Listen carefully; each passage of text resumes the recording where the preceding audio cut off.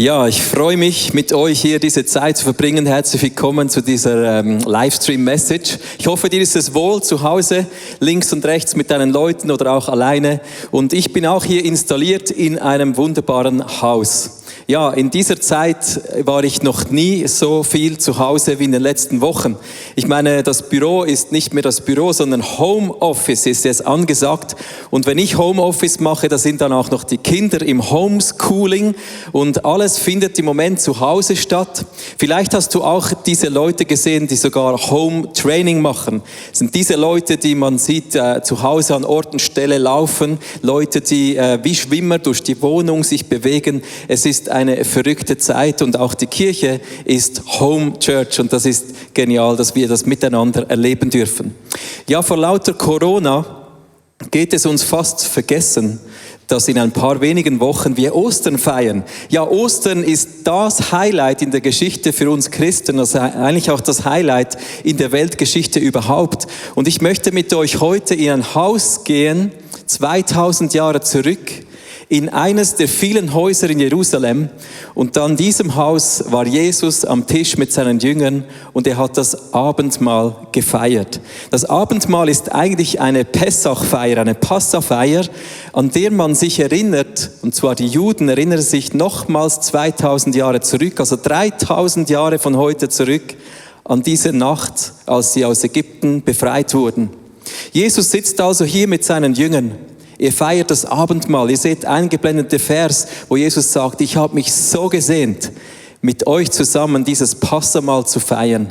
Und er nimmt seine Jünger vor seinem Tod am Kreuz in diese Passafeier hinein.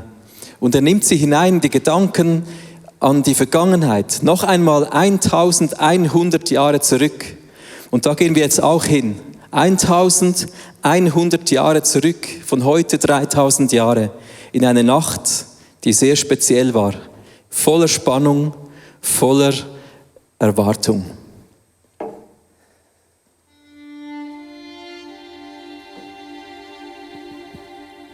...430 Jahre. Seit 430 Jahren sind wir Sklaven der Ägypter. 430 Jahre Unterdrückung, Schweiß und Tränen stecken in unseren Knochen. Dann kam Mose. Er wollte uns in das Land führen, das Gott schon unserem Urvater Abraham versprochen hatte. Plötzlich war da wieder Hoffnung. Und dann wurde alles noch schlimmer. Die bisherigen 9 Plagen konnten den Pharao nicht in seine Knie zwingen. Nach jeder Plage hofften wir, es geht los. Und nach jeder Plage wurden wir wieder bitter enttäuscht. Und der Pharao wurde noch grausamer. Verheißung und Wirklichkeit klaffen manchmal so weit auseinander. Und jetzt steht die 10. Plage vor der Türe.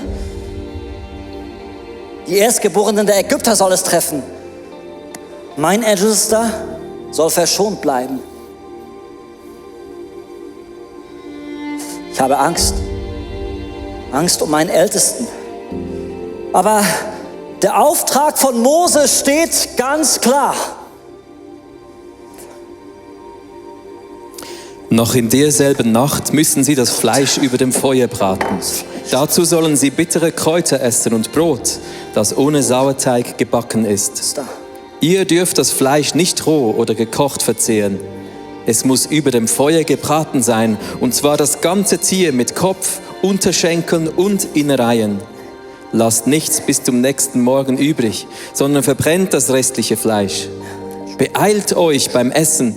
Ihr sollt für die Reise angezogen sein, eure Lenden umgürten, Schuhe tragen und eure Wanderstöcke in der Hand halten. So feiert ihr das Passafest, ein Fest für mich, den Herrn. Okay, Kräuter sind da. Boah, bitter. Aber passt ja perfekt zu meinem Gemütszustand. Brot, ungesäuert, ist auch da. Schmeckt bestimmt noch scheußlicher als die bitteren Kräuter. Wetten? Aber eben, jetzt muss alles schnell gehen, hat Mose gesagt. Keine Zeit für Hilfe. Nach dem Essen soll es sofort losgehen. Stock in der Hand, Schuhe an den Füßen, Kleider an, Lenden gegürtet. Es kann losgehen.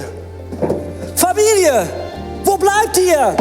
Kommt zu Tisch, Essen ist fertig, es geht los. Los, los, los, beeilt euch. Familie, Familie, wo bleibt ihr? Los, los, los. Ja, was für eine unglaubliche Nacht. Es ist die Nacht vor dem Auszug Israels aus Ägypten. Es ist die Nacht vor dem Wunder. Es ist eine Nacht des sich Vorbereitens. Und die Juden, die hatten immer noch diese Sklavenschaft in ihren Knochen. Auf einer Seite wussten sie, dass Gott eingreifen wollte, aber sie hatten es ja noch nicht gesehen. Es war dunkel rund um ihr Haus. Sie waren Sklaven gewesen für 430 Jahre. Sie hatten in den letzten Tagen 9 Plagen gesehen, aber keine Bewegung des Pharao. Es wurde nie erfüllt, was sie eigentlich sich erhofften, nämlich diesen Gang in die Freiheit. Sklavenschaft war in ihrem Denken, in ihrem Fühlen, in ihrem Handeln drin und sie waren enttäuscht über die letzten Wochen, über die letzten Monate und 430 Jahre. Es war nicht geschehen, was sie sich erhofft hatten. Und jetzt mussten sie hier alles bereitstellen für den Aufbruch, sich in Wanderschuhe zwängen, die Lenden umgürten, ein komisches Essen essen, weil Gott gesagt hatte, macht euch bereit. Ja, vielleicht kennst du auch solche Momente in deinem Leben und ich denke, es ist ja schon noch interessant, dass wir genau heute in einer Zeit sind, wo auch wir uns in den Häusern aufhalten. Wir sind in unseren Häusern drin und rund um unsere Häuser wissen wir, dass da ein Virus rumgeht, der ansteckend ist, der gefährlich ist. Wir haben vielleicht unsere Regale gefüllt, wir haben es bereit gemacht, aber wir wissen nicht, was kommt. Wir wissen nicht, ob es uns trifft oder nicht. Wir wissen nicht, ob es unsere Ängsten treffen wird und es sind Ängste in uns drin, auch wegen dieses Virus. Aber wenn man mal dieses Virus zur Seite schiebt, es gibt in unserem Leben immer wieder Momente, in denen wir herausgefordert sind, entweder zu glauben daran, dass Gott zu seinem Ziel kommt, oder an unsere Erfahrungen zu denken und zu merken, hey, es hat ja nicht geklappt.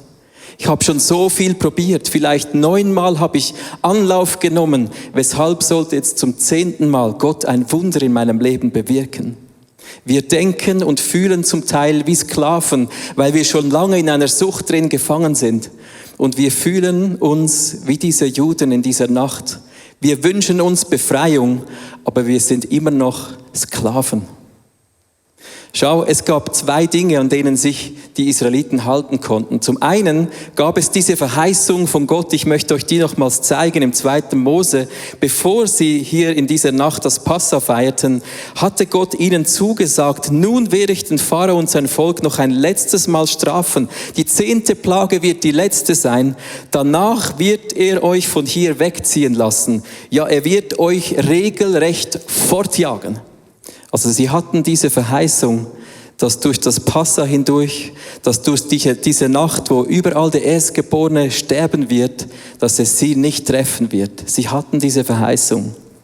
Und zum Zweiten hatten sie diese Anweisungen von Gott gekriegt, dass sie sich anziehen sollen, bereit zur Reise. Und hier möchte ich mit dir ganz kurz stehen bleiben. Schau, ich möchte eines auspicken hier aus dieser Bereitschaftskleidung. Zwar diesen Gürtel.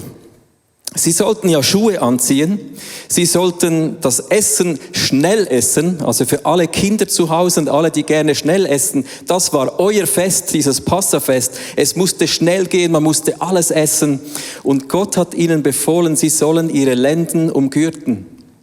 Das bedeutete damals, die Juden, die waren in ihren Häusern drin mit ganz langen Gewändern.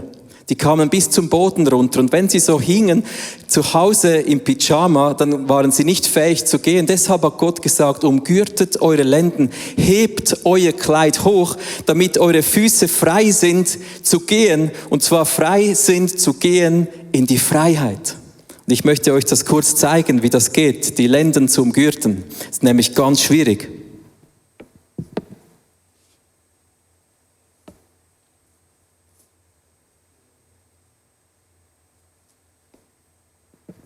Ja, so schwer ist es doch nicht. Aber es ist ein Ausdruck, dass ich mein Kleid hochziehe und bereit bin für das Wunder, das Gott tut. Schau, es gibt einen Vers im 1. Petrus, wo der Petrus zur Gemeinde spricht und er sagt genau Folgendes auch zu dir und mir heute. Richtet euch daher ganz auf Jesus Christus aus. Umgürtet die Lenden eurer Gesinnung. Lebt so, dass ihr für sein Kommen bereit seid. Was die Juden in dieser Nacht tun mussten, war, sich vor dem Wunder bereit zu machen für die Befreiung durch Gott. Also es war ein Aufruf, ihre Lenden zu umgürten, bereit zu sein, dass wenn Gott das Wunder tut, dass sie dann nicht noch lange Zeit brauchten, um durch dieses Wunder hindurch in die Freiheit zu gehen. Das ist auch eine Einladung an dich, wenn du schon lange enttäuscht bist, schon vieles versucht hast, schon einiges dich an den Anschlag gebracht hat, umgürte deine Lenden, deine Gesinnung, damit du nicht in der Sklavenschaft bleibst in deinem Denken, sondern dass du dich umgürtest, dass du bereit bist, dass dann, wenn Gott eingreift, du hineingehen kannst in diese Freiheit für dich persönlich, in den Bereichen, wo du es noch nie erlebt hast. In den letzten Wochen haben wir uns immer wieder Gedanken gemacht, als ganze Familie, auch ganze ICF Church, in welchem Bereich kann ich Jesus ähnlicher werden? Und ich habe immer wieder, seit Anfang Jahr, immer wieder ein Wort gehört für mich persönlich, und zwar das Wort Beweglichkeit. Nun, ich weiß, ich bin jetzt nicht der beweglichste Typ. Ich kann zum Beispiel nicht einmal einen Arm ganz durchstrecken. Mein Ellbogen, der klemmt irgendwie. Und ich hatte schon das Gefühl, doch, das macht schon Sinn für meinen Körper, weil ich habe ja Kraft, ich habe Ausdauer, aber an der Beweglichkeit, da mangelt es. Aber ich wusste nicht, was das sein sollte. Aber ich habe mich trotzdem entschieden, für diese 40 Tage bis Ostern jeden Tag Beweglichkeitsübungen zu machen. Und meine Jungs, die lachen mich aus, wenn ich da draußen im Garten, ihr seht das auf dem Bild, meine Übung mache oder zu Hause drinnen im Haus. Und ich mache das jeden Tag. Und ich erzähle dir diese Geschichte deshalb, weil es noch nie eine Phase in meinem Leben gab, wo ich derart viel Beweglichkeit brauchte in meiner Gesinnung wie in den letzten Wochen. Seit Ausbruch dieser Corona-Krise ist alles anders geworden. Man muss sich umbewegen, man muss bereit sein, um etwas zu tun aus dieser Geschichte, sonst fällt man in eine Depression, in eine Sklavenschaft, in eine Schwere. Und ich kann jeden Morgen, wenn ich diese Übungen mache, sagen, Jesus, danke, dass du zu mir gesprochen hast. Ich bin dir gehorsam, ich will das tun und ich will bereit sein, hineinzugehen in einen neuen Abschnitt in meinem Leben, der Beweglichkeit heißt, agil. Ich möchte mich bewegen dorthin, wo du mich führst. Schau, ich wünsche dir, dass du dir Raum schaffen kannst in den nächsten Tagen, in diesen Wochen, wo dir vieles unsicher ist, damit du bereit bist, damit deine Lenden umgürtet sind für den Moment, wo Jesus kommt und dich befreien möchte. Er will dich hinausführen aus deiner Gefangenschaft, deshalb mach dich bereit. Zieh dein Gewand hoch, umgürte die Lenden, nimm den Wanderstab und mach dich bereit. Für mich heißt das, dass ich die Verheißungen Gottes in der Bibel lese, dass ich sie bete über mir. Vielleicht fühlst du dich einsam, dann lies dir selber vor, wie Gott zu dir sagt, ich bin bei dir jeden Tag bis an das Ende dieser Welt. Es gibt so viele Verheißungen, die in unser Leben passen. Lies sie dir persönlich vor, damit du im Glauben gestärkt, bereit bist für den Moment, wo Gott ein Wunder in deinem Leben tut. Ich möchte mit dir wieder zurück in dieses Haus gehen, wo Jesus mit seinen Jüngern das Abendmahl nimmt. Jesus hatte mit ihnen zurückgeblendet in diese Zeit des Passa, der Auszug aus Ägypten, die Nacht vor diesem Auszug. Und es ist jetzt die Nacht vor dem großen Wunder oder auch der großen Niederlage auf den ersten Blick, wo Jesus sterben wird. Und es ist die Nacht, wo er sich bereit macht mit seinen Freunden, wo er sagt, ich habe mich gesehnt, mit euch dieses Abendmahl zu essen. Und schau, wenn die Juden ein Abendmahl nehmen, dann ist das nicht ein Abendmahl, sondern das Passaessen. Und beim Passaessen, da gibt es den Moment, wo der Familienvater bittere Kräuter auf dem Tisch nimmt, sie in Salzwasser düngt, und zusammen mit einem Brot nehmen alle, die am Tisch sind, dieses bittere Kraut in den Mund. Und die bitteren Kräuter, die stehen für die Erinnerung an damals in Ägypten, als sie Sklaven waren, an diese bitteren 430 Jahre von Sklavenschaft, von Unterdrückung, von Not. Das Salzwasser steht für die Tränen, die sie vergossen hatten in ihrer Not drin, in ihrer Trauer, in ihrer Entbehrung in Ägypten.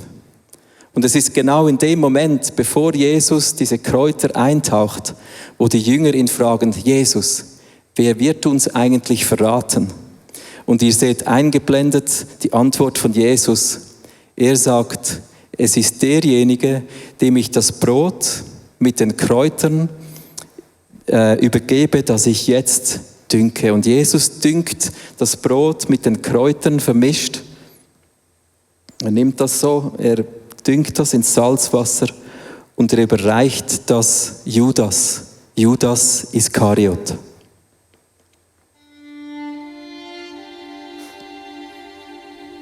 Vierhundert Jahre lang haben die Propheten geschwiegen. Und dann ist er aufgetaucht. Jesus, unser Rabbi. Immer vom neuen Königreich gesprochen, die ganze Zeit lang. Wir alle haben gehofft und geglaubt.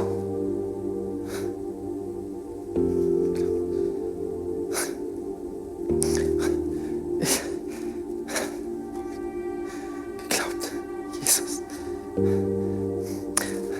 Aber vergebens. Sein Reich wird nicht kommen. Die Römer sind immer noch da. Nichts hat sich wirklich geändert. Mag sein, dass er gut reden kann, dass er Blinde sehen macht, Lahme gehen macht, aber ein König ist er nicht. Und ist auch sonst weit und breit kein anderer in Sicht.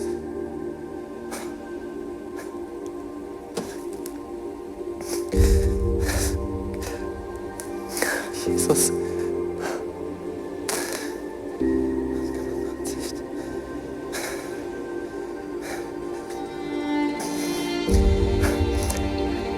Aber das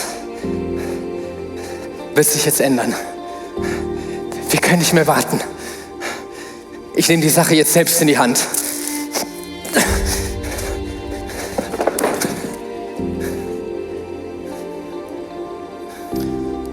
Auch Judas ist ein Kind seiner Zeit. Damals, als Judas lebte, als Jesus unterwegs war mit seinen Freunden, da hatte es vorher 400 Jahre lang keinen Propheten gegeben, kein Sprechen von Gott. Und Judas hatte seine Erwartungen und Hoffnungen in diesen Jesus. Ihr habt seine Emotionen gespürt. Es war der Moment, als Jesus ihm diese bitteren Kräuter überreichte, gedüngt in das Salzwasser der Tränen, der Trauer der damaligen Zeit in Ägypten. Da kam dem Judas diese Galle hoch. Judas hatte sich alles anders vorgestellt. Er hatte sich ein Königreich vorgestellt, das Jesus aufrichten würde in einer anderen Art. Wir wissen es nicht genau, aber wir wissen, dass Judas genau in dem Moment den Tisch von Jesus verlassen hat, als es eigentlich darum ging, sich zu erinnern, dass Gott Bitterkeit heilt und dass Gott aus Bitterkeit und Tränen hinausführen kann. Ich denke, in der heutigen Zeit, in dieser Corona-Krise drin, gibt es viele Momente, wo wir bitter werden können. Ich habe einige Leute diese Woche angerufen, auch Geschäftsleute aus dem ICF, Familien, habe gefragt, wie geht's euch, was läuft? Und es gibt so viele Geschichten, wo wir getroffen sind, in dem, wie diese Krise uns trifft. Die einen sind finanziell herausgefordert, vielleicht sogar das Lebenswerk, das auf der Kippe steht, ein Business, das über Jahre aufgebaut wurde, steht jetzt am Rande des Abgrunds. Vielleicht gibt es in deinem Leben auch ganz andere Dinge, nicht mit Corona verbunden, wo du merkst, ich hätte mir so anders gewünscht, dass Gott eingreift. Und es ist Bitterkeit in deinem Herzen. Es sind Tränen, die du geweint hast, weil du von Gott enttäuscht bist. Ich möchte dir einen Vers vorlesen über Bitterkeit, der uns inspirieren soll und treiben soll in die Arme von Gott. Das steht im Hebräer 12. Achtet darauf, dass niemand sich selbst von Gottes Gnade ausschließt. Lasst nicht zu, dass aus einer bitteren Wurzel eine Giftpflanze hervorwächst, die Unheil anrichtet. Es liegt in unserer Hand, ob wir diese Bitterkeit schlucken und diese Bitterkeit zu einer Wurzel werden lassen in unserem Leben, die am Schluss eine Giftpflanze wird, die Unheil bei uns anrichten. Wir kennen die Geschichte von Judas. Lass uns doch in dieser Zeit einander anrufen. Lass uns in dieser Zeit einander ermutigen, damit wir vorwärts sehen, dass die Bitterkeit nicht unser Leben bestimmt, sondern dass unser Leben gerichtet ist auf den Jesus, auf diesen Herrn, der durch diese Zeit hindurch eine Perspektive für uns haben kann. Ich möchte nicht darauf schauen, wie ich es mir vorgestellt habe, sondern ich will sagen, Jesus, du hast einen Plan auch für mein persönliches Leben. Wir gehen zurück an diesen Passatisch, weil das Verrückte an der Geschichte von Judas ist eigentlich das, dass Judas genau im dümmsten Moment von diesem Tisch weggelaufen ist. Jesus nimmt einen Moment später, nimmt er das Brot, und wir lesen das eingeblendet, er nimmt das Brot und er spricht, er dankte Gott dafür, brach es in Stücke und gab es ihnen mit den Worten, das ist mein Leib, der für euch hingegeben wird. Und ich möchte euch erklären, was beim Passamahl das Brot bedeutet. Wenn Jesus das Brot nimmt, dann wissen wir, es gab und gibt heute noch bei jeder jüdischen Familie so eine Brottasche auf dem Tisch und die hat 3 Brote drin. In dieser Tasche gibt es das obere Brot, das ist hier, es gibt das mittlere Brot und es gibt das untere Brot. Das obere Brot steht für die Juden, für Gott, den Vater. Das mittlere Brot steht für die Juden, für den Messias, der kommen wird und diese Last der Juden tragen wird. Und es steht, für das unterste Brot steht der Heilige Geist. Das ist die messianische Deutung der Juden für dieses Brot auf dem Tisch. Und jedes Mal, wenn der Moment kommt, wo ein Familienvater zum Punkt des Brotes kommt, dann nimmt er dieses Brot heraus, das mittlere Brot, das für den Messias steht. Er bricht es in 2 Hälften. Er legt die eine Hälfte wieder zurück in die mittlere Lasche und nimmt die andere Hälfte, die er abgebrochen hat, wickelt sie in ein Tuch. Und dann macht der Familienvater etwas Cooles für die Kinder. Er versteckt das irgendwo im Haus. Und erst am Schluss der Feier dürfen die Kinder dann überall im Haus herumschwirren und dieses Brot, das eingewickelt ist in einem Tuch, suchen und dem Vater wieder an den Tisch bringen. Das erinnert uns natürlich an unsere Osterhasensuche, die schon bald in ein paar Wochen stattfinden wird. Jetzt am Schluss des Essens nimmt auch Jesus dieses Brot wieder hervor, das vorher versteckt war. Er nimmt es hervor, er wickelt es aus dem Tuch heraus, er nimmt es in seine Hand und es ist dieses Brot, das wissen wir vom Ablauf des Passa her, dass es dieses Brot ist, das bereits gebrochen ist. Er bricht es und er streckt jeder Person am Tisch dieses Brot entgegen und sagt, iss dieses Brot, das ist mein Leben. Ich bin sehr berührt von dieser Geschichte, weil wenn wir so verstehen, was dieses Brot bedeutet, dann schau doch mal eingeblendet, was das alles heißt. Das Brot in der Mitte, das steht für den Messias, das ist Jesus selber. Er nimmt dieses mittlere Brot und sagt, ich bin dieses Brot, das ist mein Leib, der hingegeben worden ist für euch. Es ist ein ungesäuertes Brot, es ist ein fehlerfreies Brot. Jesus hatte keine Sünde in seinem Leben. Dann wird dieses Brot gebrochen in 2 Hälften. Die eine Hälfte wird in Tücher gewickelt. Jesus ist gestorben am Kreuz. Sein Leib wurde gebrochen und dann in ein Tuch gewickelt und begraben für 3 Tage. Dieses Brot wird weggelegt bei den Juden und dann wieder hervorgeholt. Nach 3 Tagen ist Jesus auferstanden, aus diesen Tüchern herausgekommen. Die Tücher im Grab waren leer. Und dann nimmt Jesus genau dieses Brot, bricht es und sagt, von diesem auferstandenen Leib gebe ich euch, es ist mein Leib, der wird hingegeben für euch. Das ist so ein kraftvolles Bild. Judas ging im dümmsten Moment von diesem Tisch weg. Lass uns Menschen sein, die da bleiben und dieses Angebot von Jesus in Anspruch nehmen. Er ist derjenige, der jede Krankheit auf sich geladen hat. Jesus ist derjenige, der sagt, ich bin bei euch jeden Tag bis an das Ende der Welt. Ihr dürft Anteil haben an meinem Leben. Ich bin so begeistert, dass ich Jesus in meinem Leben habe, weil ich mich deshalb auch nicht fürchten muss vor dem, was um mein Haus herum geschieht. Ob mich das Unheil trifft oder nicht, ob mich die Corona trifft oder nicht, ich weiß, Jesus ist in meinem Leben. Und ich habe Anteil an ihm, weil ich sogar seinen Leib essen darf. Das ist die Bedeutung des Abendmahls. Ich bin Teil von ihm und er ist Teil von mir. Und das ist die Hoffnung mitten im Sturm. Das ist die Hoffnung mitten in dieser Krise, wo wir drinstecken. Das ist auch die Hoffnung für dein persönliches Leben. Immer wenn die Juden am Schluss des Festes ankommen, dann singen sie das Hallel. Das ist ein Halleluja-Lied, das ist Worship. Sie enden das Passamahl mit Worship. Sie haben ja auch ein paar Mal Wein getrunken. Ist ein fröhlicher Moment.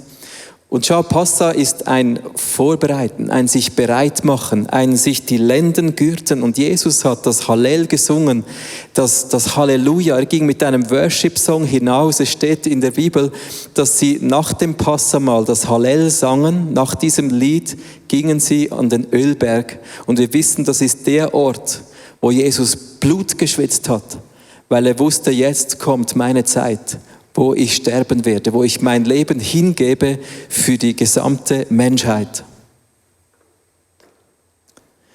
Heute gilt dieses Angebot für dich. Egal, wo du sitzt jetzt in deinem Haus, mit welchen Leuten um dich herum, ich bitte dich jetzt in den nächsten Minuten, wenn wir einen Song spielen, mach das Abendmahl für dich bereit. Vielleicht hast du irgendeinen Traubensaft oder einen Wein zu Hause, ein Stück Brot. Dann hol das beim nächsten Lied, damit wir bereit sind, miteinander diesen Song zu singen dann und das Abendmahl einzunehmen. Das Abendmahl ist die Einladung von Jesus, teilzuhaben an seinem Wunder. Vielleicht bist du auch wie diese Juden schon enttäuscht und du hast vieles dir erhofft, aber wenn du zurückschaust in deinem Leben, da gibt es kein Wunder. Steh heute auf und sag, ich entscheide mich. Ich umgürte meine Lenden. Ich mache mich bereit für das Wunder von Jesus. Vielleicht bist du enttäuscht von der Art, wie Gott in deinem Leben wirkt, wie der Judas. Du bist bitter. Dann gilt auch für dich heute das Angebot, dass Jesus sagt, ich habe alle Last in deinem Leben auf mich geladen. Mein Leib ist hingegeben, damit du Leben hast. Wir werden heute diesen Tausch mit Jesus erleben beim Abendmahl. Ich möchte kurz beten, dann singen wir diesen Song. Ihr könnt euch zu Hause oder wo auch immer seid installieren, mit mir zusammen das Abendmahl zu nehmen. Jesus, ich danke dir für diese Wahrheit, dass du ein Gott bist, der sich kümmert, dass du ein Gott bist, der unsere Last, unsere Leiden, unsere Krankheit auf dich genommen hast, damit wir Leben haben. Danke für dieses Angebot heute. Wir beten dich an. Amen. Holt doch jetzt ein Abendmahl, macht euch bereit zu Hause, wo ihr seid, damit wir nachher das gemeinsam nehmen können. You know what? Our next generation should be more educated than us. They should be more equipped than us, more empowered than us. They should be smarter. They should have bigger dreams. See further, go further. That's normal. That's how it should be. Every one of us will ultimately leave what we live. Not just what we do, but the spirit in which we live.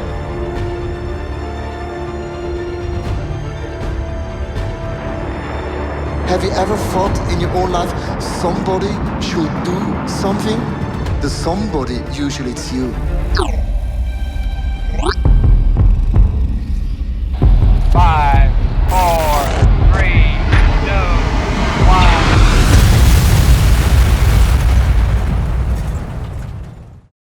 1. Wollen Sie probieren? Nicht schlecht. Kostet 20 Rappen.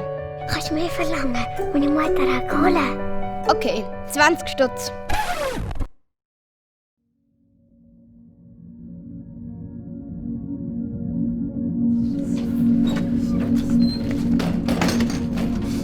Fünf Stutz, schläft's dir? Im Coop kostet die Dose einen Stutz. Wir lassen uns doch von euch nicht ausnehmen. Schneiderhals ab! Hals ab, Schneider, heißt das. Hau ab! Hau ab! Weg schon!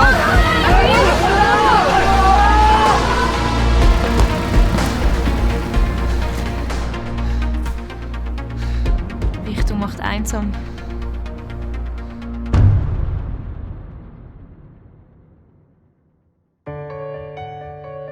Jenny, ab nach Hause. Der Russischlehrer wartet schon. Danach hast du Ballett, Schwimmkurs und Geige, dann Frühenglisch, Schach und Knicke.